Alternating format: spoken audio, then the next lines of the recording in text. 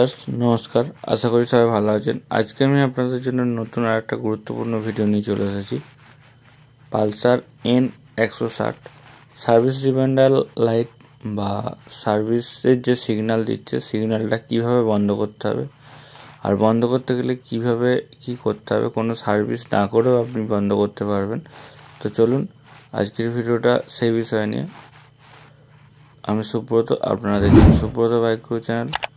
সবার ফার্স্টে চাবিটাকে অফ রেখে এধারে এম বাটনটাকে 3 থেকে 4 সেকেন্ড প্রেস করে ধরে থাকবেন। তারপর চাবিটাকে অন করবেন।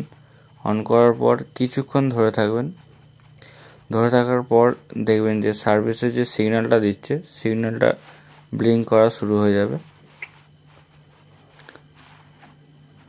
আর দেখুন ব্লিঙ্ক করা শুরু হয়ে গেছে। ব্লিঙ্ক করার সাথে সাথে পাশের যে বাটনটা আছে, বাটনটাকে প্রেস করে ধরবেন। দেখবেন সার্ভিস রিমাইন্ডার লাইটটা চলে গেছে আর নেক্সট কবে আসবে সেই কিলোমিটারটাও দেখিয়ে দেবে। তো ভিউয়ার্স, ভিডিওটা যদি ভালো লেগে থাকে অবশ্যই ভিডিওটিতে লাইক এবং ভিডিওটি শেয়ার করতে ভুলবেন না। যদি আমার চ্যানেলে প্রথমবার এসে থাকেন অবশ্যই আমার চ্যানেলটিকে সাবস্ক্রাইব করে দেবেন। ধন্যবাদ, দেখা হচ্ছে নেক্সট ভিডিও।